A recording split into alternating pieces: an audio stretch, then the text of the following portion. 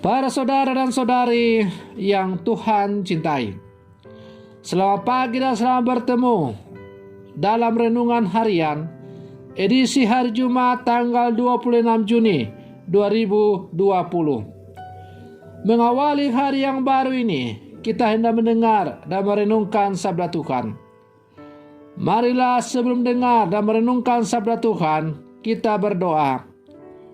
Dalam nama Bapa dan Putra dan Roh Kudus. Amin. Allah Bapa Maha Pengasih, semoga jalan kami Kau sinari dengan sabdamu, dan Kau buka hati kami agar dapat saling melayani seturut terang Putramu Tuhan kami Yesus Kristus. Mengawali hari yang baru ini, kami hendak mendengar dan merenungkan sabdamu. Bersabdalah ya Tuhan, kami siap untuk mendengarkan. Semoga sabdamu yang kami dengar dan renungkan ini sungguh kami laksanakan dalam seluruh kehidupan kami, untuk semakin menumbuhkan iman kami kepada Sang Penyelamat kami. Terpujilah Engkau Bapa, Putra dan Roh Kudus, kini dan sepanjang segala masa. Amin. Para saudara dan saudari yang Tuhan cintai, sabda Tuhan yang hendak kita dengar dan renungkan bersama diambil dari bacaan Injil hari ini, yaitu Injil Matius pasal 8 ayat 1 sampai 4. Tuhan sertamu.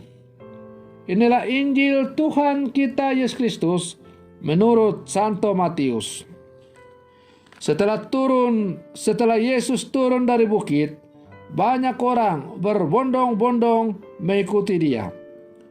Maka datanglah kepadanya seorang yang sakit kusta. Ia sujud menyembah Yesus dan berkata, "Tuan, jika Tuan mau, Tuan dapat mentahirkan daku."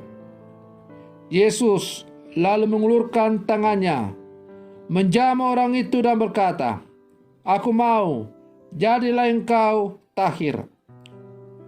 Seketika itu juga tahirlah orang itu dari kustanya. Lalu Yesus berkata kepadanya, "Ingatlah, jangan engkau memberitahukan hal ini kepada siapapun, tetapi pergilah, perlihatkanlah dirimu kepada imam, dan persembahkanlah persembahan yang diperintahkan Musa sebagai bukti bagi mereka." Demikianlah Injil Tuhan. Para saudara dan saudari yang Tuhan cintai, setelah Yesus menyampaikan sejumlah pengajaran di atas bukit yang dikenal dengan khotbah di atas bukit, maka Yesus kini turun dari atas bukit untuk melanjutkan lagi karya dan pelayarannya untuk mewartakan tentang kerajaan Allah. Seperti biasa, Yesus yang mengajar dengan penuh wibawa sungguh menarik banyak orang. Dan karena itu, ketika Yesus turun dari bukit, banyak orang berbondong-bondong untuk tetap mengikuti Dia. Orang tetap rindu untuk mendengarkan apa yang Ia ajarkan. Dalam perjalanan ketika turun dari atas bukit itu, datanglah seorang yang sakit kusta dan menyembah di hadapan Yesus. Ia memohon supaya penyakit kustanya itu ditahirkan oleh Yesus.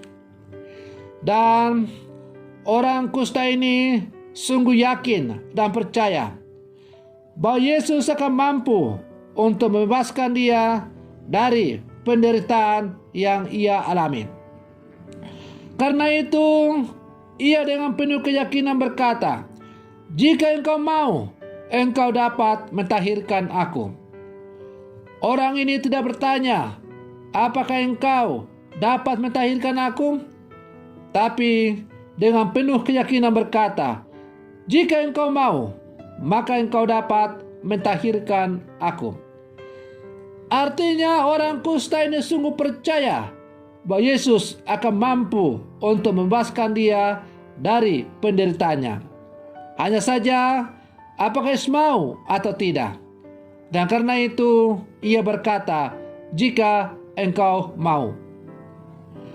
Iman yang mendalam dari orang yang menderita penyakit kusta ini lalu menggerakkan Yesus untuk mengatakan, aku mau supaya engkau menjadi tahir. Dan seketika itu juga sembuhlah orang itu. Saudara-saudari yang Tuhan cintai, kalau kita membolak-balik kitab suci, maka menarik untuk kita renungkan mengapa setiap kali Yesus melakukan mujizat, misalnya menyembuhkan orang sakit, menyembuhkan orang kusta, membuat orang lumpuh berjalan, dan lain-lain, Yesus selalu mengakhiri mujizatnya dengan mengatakan, pergilah dan janganlah menyiarkan atau mengatakan kepada siapapun. Yesus melarang untuk mewartakan warta mujizat yang dialami orang yang baru saja mengalami mujizat itu. Maka sekarang timbul pertanyaan, mengapa Yesus selalu melarang orang untuk mewartakan tentang mujizat yang baru ia alami?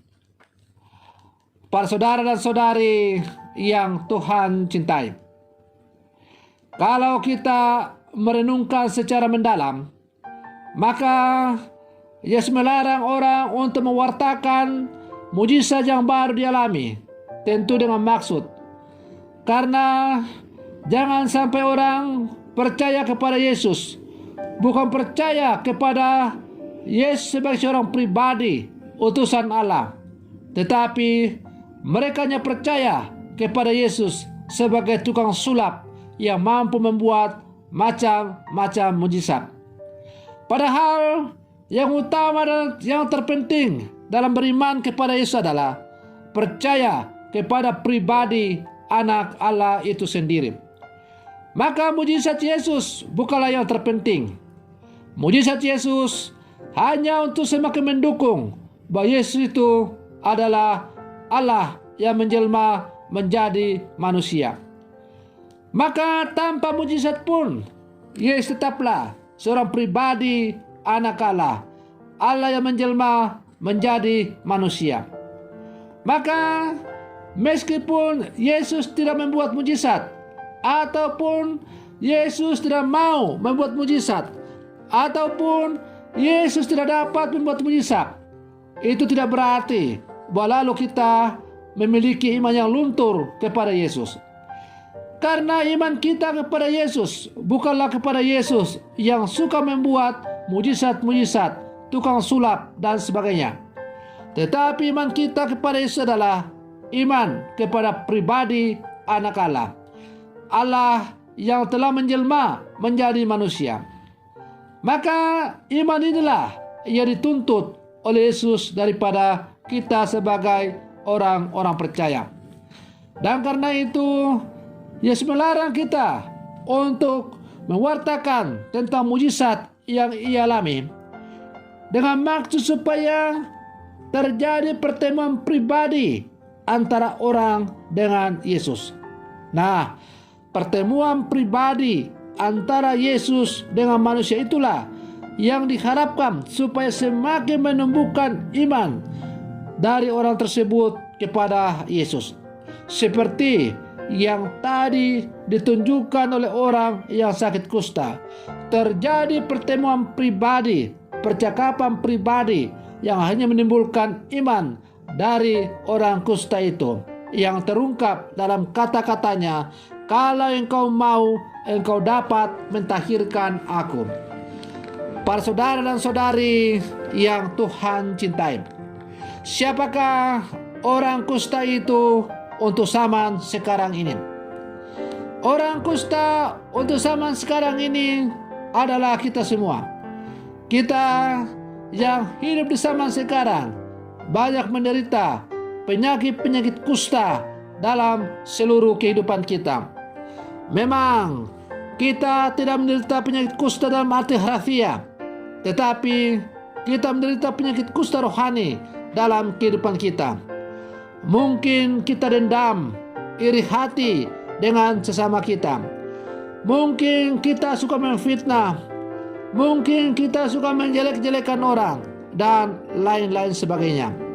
Itulah penyakit-penyakit kusta yang ada dalam kehidupan kita, dalam diri kita sebagai murid-murid Yesus yang hidup di zaman sekarang. Maukah kita berkata kepada Yesus, jika engkau mau, Yesus, jika engkau mau, engkau dapat mentahirkan aku. Dan pasti Yesus akan mengatakan, aku mau supaya kamu menjadi tahir. Maka mari kita datang kepada Yesus, membiarkan Yesus mentahirkan segala cacat celah dalam hidup kita, supaya kita semakin hidup sesuai dengan apa yang diajarkan oleh Tuhan. Para saudara dan saudari yang Tuhan cintai, semoga permenungan saya ini semakin menghantar kita untuk menjadi murid-murid Yesus yang selalu membuka hati, membuka diri, membuka seluruh kehidupan, supaya Yesus hadir dan mentahirkan seluruh cacat celah yang ada di dalam hidup kita. Dengan demikian, kita semakin layak disebut sebagai murid-murid Yesus yang hidup di zaman sekarang. Semoga demikian. Tuhan Yesus memberkati dan selamat pagi.